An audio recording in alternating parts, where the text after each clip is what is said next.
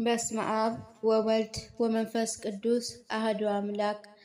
የመጽሐፍ ቅዱስ ንባብ ኦሪት ዘኍልቍ ምዕራፍ 8 የሰባት መብራቶች አቀማመጥ። እግዚአብሔር ሙሴን እንዲህ ብሎ ተናገረው። መብራቶቹን ስታበራ 7 መብራቶች በመቅረዙ ፊት ያበራሉ ብለህ ለአሮን ንገረው። አሮን እንዲሁ አደረገ። እግዚአብሔር ሙሴን እንዳዘዘ በመቅረዙ ፊት መብራቶቹን አበራ። የመቅረዟ ሥራ እንዲህ ነበር። ሁለተኛዋ ወርቅ የሆነ ዕፀዋቸው ስር ወጥ ነበሩ። አበቦቿም ለሁለንተናቸው ስር ወጥ ነበሩ። እግዚአብሔር ሙሴን እንዳሳየው ምሳሌ መቅረዟን እንዲሁ አደረገ። የሌዋውያን መቅደስና አገልግሎት። እግዚአብሔር ሙሴን እንዲህ ብሎ ተናገረው። ከእስራኤል ልጆች መካከል ሌዋውያንን ወስደህ ታነጻቸው ዘንድ እንዲህ ታደርጋቸዋለህ። በማንጻት ውሃ ትረጫቸዋለህ። ሰውነታቸውን ሁሉ ይላጩ፣ ልብሳቸውንም ይጠቡ፣ ንጹሐንም ይሁኑ። ከላሞች አንድ ወይፈን፣ ለእህሉም ቁርባን በዘይት የተለወሰ መልካም ዱቄትን ውሰድ። ሌዋውያንም የ1 ዓመት ወይፈን ለኃጢአት መሥዋዕት ይውሰዱ። ሌዋውያን በምስክሩ ድንኳን ፊት አቅርብ። የእስራኤል ልጆች ማኅበር ሁሉ ሰብስብ። ሌዋውያን በእግዚአብሔር ፊት አቅርባቸው። የእስራኤል ልጆችም በሌዋውያን ላይ እጃቸውን ይጫኑባቸው። አሮን ሌዋውያንን እግዚአብሔር ያገለግሉ ዘንድ ከእስራኤል ልጆች መካከል ስጦታ አድርጎ ሌዋውያንን ለእግዚአብሔር ፊት ይለያቸዋል። ሌዋውያኑ በወይፈኖቹ ራስ ላይ እጃቸውን ይጫኑ። ለሌዋውያን ስለ ማስተስረይ አንዱን ለኃጢአት መሥዋዕት፣ ሁለተኛውን ለሚቃጠል መሥዋዕት ለእግዚአብሔር አቅርብ። ሌዋውያንም በአሮን ልጆች ፊት አቁማቸው። በእግዚአብሔርም ፊት ስጦታ አድርገህ አቅርባቸው። እንዲሁ ሌዋውያን ከእስራኤል ልጆች መካከል ለይ፣ እነርሱ ለእኔ ይሁኑ። ከዚያ በኋላ ሌዋውያን የምስክሩን ድንኳን አገልግሎት ያገለግሉ ዘንድ ይገባሉ። ታነጻቸውም አለህ፣ ስጦታም አድርገህ በፊቴ ታቀርባቸዋለህ። እነርሱ ከእስራኤል ልጆች መካከል ፈጽሞ ለእኔ ተሰጥተዋልና። በእስራኤል ልጆች በኩራት ሁሉ መጀመሪያ በሚወለዱ ሁሉ ፈንታ ለእኔ ወስጃቸዋለሁ። በግብፅ ምድር ያለውን በኩር ሁሉ በገደልኩ ቀን የእስራኤል ልጆች በኩር ሁሉ ሰው ወይም እንስሳ ለእኔ ቀድሻቸዋለሁና የኔ ናቸው። በእስራኤል ልጆች በኩር ሁሉ ፈንታ ሌዋውያን ወስጃለሁ። ሌዋውያንንም ስጦታ አድርጌ አገባቸዋለሁ። ልዩ በሆነች ድንኳን ውስጥ የእስራኤል ልጆች ሥራ ይሰሩ ዘንድ የእስራኤልንም ልጆች ኃጢአት ያቀሉ ዘንድ ከእስራኤል ልጆች መካከል ለአሮንና ለልጆቹ ተሰጡ። ከእስራኤል ልጆች ወደ መቅደስ የሚቀርቡ አይኑሩ። ሙሴና አሮን የእስራኤልም ልጆች ማኅበር ሁሉ እንዲሁ በሌዋውያን ላይ አደረጉ። እግዚአብሔር ሙሴን ስለ ሌዋውያን እንዳዘዘው እንዲሁ የእስራኤል ልጆች አደረጉላቸው። ሌዋውያንም ከኃጢአት ራሳቸውን አነጹ፣ ልብሳቸውን አጠቡ። አሮንም ስጦታ አደረጉ፣ በእግዚአብሔር ፊት አቀረባቸው። አሮን ያነጻቸው ዘንድ አስተሰረየላቸው። ከዚያ በኋላ ሌዋውያን በምስክሩ ድንኳን ውስጥ በአሮን በልጆቹ ፊት አገልግሎታቸው ይፈጸም ዘንድ ገቡ። እግዚአብሔር ሙሴን ስለ ሌዋውያን እንዳዘዘ እንዲሁ አደረጉላቸው። እግዚአብሔር ሙሴን እንዲህ ብሎ ተናገረው። የሌዋውያን ሕግ ይህ ነው። ከ25 ዓመት ጀምሮ ከዚያ በላይ ያሉ እስከ 50 ዓመት ድረስ በምስክሩ ድንኳን ያገለግሉ ዘንድ ይገባሉ። ከ50 ዓመት በኋላ ከሥራው ይሰናበታል። ከዚያ ወዲያ እርሱ አያገልግል። ወንድሙን በምስክሩ ድንኳን ውስጥ ያገልግል፣ ስሞናቸውንም ይጠብቅ። ነገር ግን አገልግሎትን ይተው። እንዲሁ በየስሞናቸው ለሌዋውያን ታደርጋለህ። ምዕራፍ 9 የፋሲካ በዓል በሲና ስለመከበሩ። የእስራኤል ልጆች ከግብፅ ምድር በወጡ በሁለተኛው ዓመት በመጀመሪያው ወር በሲና ምድረ በዳ እግዚአብሔር ሙሴን እንዲህ ብሎ ተናገረው። የእስራኤል ልጆች በጊዜው ፋሲካውን ያድርጉ። በመጀመሪያ ወር በ14ኛ ቀን በመሸ ጊዜ በጊዜው አደረጉት። እንደ ሥርዓቱ ሁሉ እንደ ፍርዱ ሁሉ አደረጉት። ሙሴ ፋሲካን ያደርጉ ዘንድ ለእስራኤል ልጆች ነገራቸው። በመጀመሪያ ወር በ14ኛ ቀን በሲና ምድረ በዳ ፋሲካን አደረጉ። እግዚአብሔር ሙሴን እንዳዘዘው እንዲሁ የእስራኤል ልጆችም አደረጉ። በሰውነታቸው ርኩሰት የነበረባቸው ሰዎች መጡ።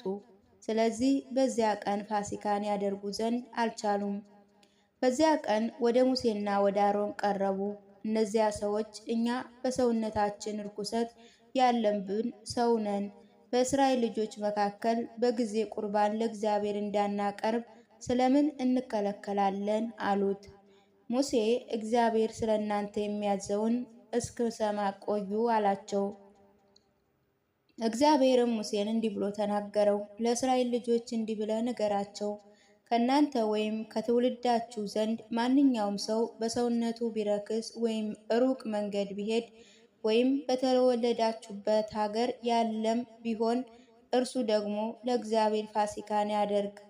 ለሁለተኛ ወር በ14ኛ ቀን በመሸ ጊዜ ያድርጉት። ከቂጣ እንጀራና ከመራራ ቅጠል ጋር ይብሉት። ከእርሱ እስከ ነገ ምንም አያስቀሩ። ከእርሱም አጥንትን አይስበሩ። እንደ ፋሲካ ሥርዓት ሁሉ ያድርጉት። ነገር ግን ንጹሕ የሆነ ሰው በመንገድም ላይ ያልሆነ ፋሲካን ባያደርግ የሰው ከሕዝቡ ዘንድ ተለይቶ ይጠፋል፣ የእግዚአብሔር ቁርባን በጊዜ አላቀረበምና ያ ሰው ኃጢአቱን ይሸከማል። ወደ አገራቸው መጻተኛ ቢመጣ የእግዚአብሔርንም ፋሲካ እንደ ፋሲካዋ ሕግ እንደ ትእዛዙ ያድርግ። ለመጻተኛ ለሀገር ልጅ አንድ ሥርዓት ይሁንላቸው። በእሳት አምሳል የታየው ደመና ድንኳኑን እንደጋረደው። ድንኳናን በተከሉባት ቀን ደመናው የምስክሩን ድንኳን ሸፈናት። ከማታ ጀምሮ እስከ ጠዋት ድረስ በድንኳኑ ላይ እንደ እሳት ይመስል ነበር። እንዲሁ ሁልጊዜ ነበር። በቀን ደመና፣ በሌሊት የእሳት አምሳል ይሸፍናት ነበር።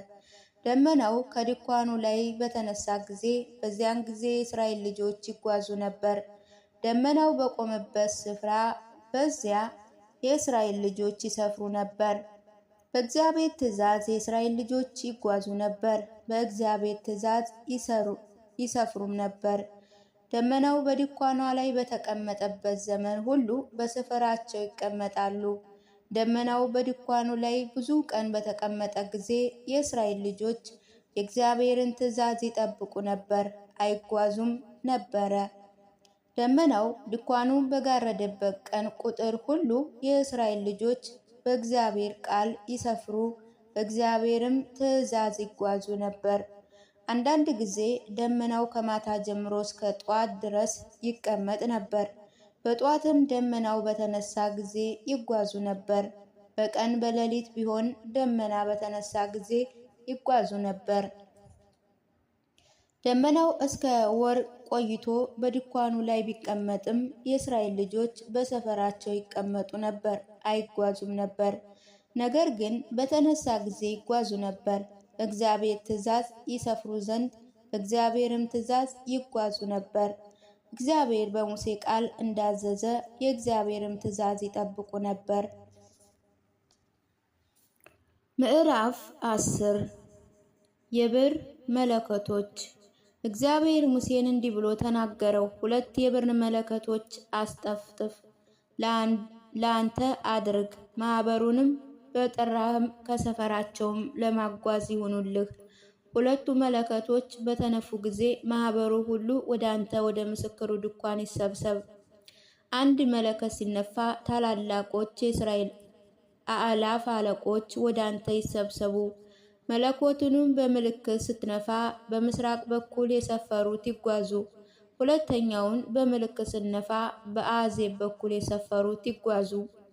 ሶስተኛውን በምልክት በነፋችሁ ጊዜ በባህር በኩል የሰፈሩት ይጓዙ። አራተኛውን በምልክት በነፋችሁ ጊዜ በምስዕብ በኩል የሰፈሩ ሰራዊት ይጓዝ። ለማስጓዝ በምልክት ትነፉታላችሁ። ጉባኤው በሚሰበሰብበት ጊዜ ያለ ምልክት ትነፉታላችሁ። የአሮን ልጆች ካህናቱ መለከቱን ይንፉ። ይህ ለልጅ ልጆቻቸው ለዘላለም ሥርዓት ይሁንላቸው። በሚገፋችሁ ጥላት ላይ በምድራችሁ ወደ ሰልፍ ስትወጡ በምልክት መለከቶችን ንፉ። በእግዚአብሔር በአምላካችሁ ፊት ትታሰባላችሁ፣ ከጥላታችሁም ትድናላችሁ። ደግሞ በደስታችሁ ቀንም በበዓላት ዘመን በወር መባቻ በሚቃጠለው መስዋዕትና በደህንነት መስዋዕታችሁ ላይ መለከቶቹን ንፉ።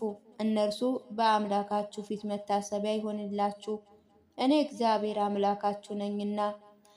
እስራኤል ከሲና እንደተነሱ በሁለተኛ ዓመት በሁለተኛ ወር ከወሩ በ20ኛው ቀን እንዲህ ሆነ። ደመናው ከምስክሩ ድንኳን ተነሳ።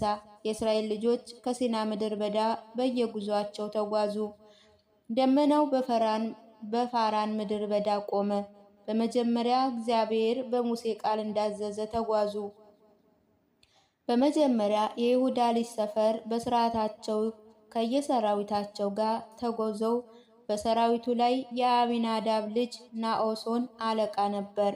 በይሳኮር ልጅ ነገድም ሰራዊት ላይ የሰገድ ልጅ ናትናኤል አለቃ ነበር። በዛቢሎን ልጆች አንድ ሰራዊት ላይ የኬሎን ልጅ ኤልያብ አለቃ ነበር። ድንኳኑም ተነቀለ። ድንኳኑንም የተሸከሙ የጌዴሶን ልጆች የሜራራ ልጆች ተጓዙ። የሮቤል ሰፈር በስርዓታቸው ከሰራዊታቸው ጋር ተጓዘ። በሰራዊት ላይ የሴዴዎር ልጅ ኤሉሶር አለቃ ነበር። በስምዖንም ልጅ ነገድ ሰራዊት ላይ የሴሮሳር ልጅ ሰላሜያል አለቃ ነበር። በጋድ ልጅ ነገድ ሰራዊት ላይም የራጉኤል ልጅ ኤልሳፋ አለቃ ነበር። የቀዓታ ልጆች ነዋያ ቅድሳቱን ተሸክመው ተጓዙ። እነዚህ እስኪመጡ ድረስ እነዚያ ድንኳኑን ተከሉ። የኤፍሬም ልጆችም ሰፈሩ፣ በስርዓታቸው ከየሰራዊታቸው ጋር ተጓዙ። በሰራዊቱ ላይ የአቢናዳብ ልጅ ኤልሳም አለቃ ነበር።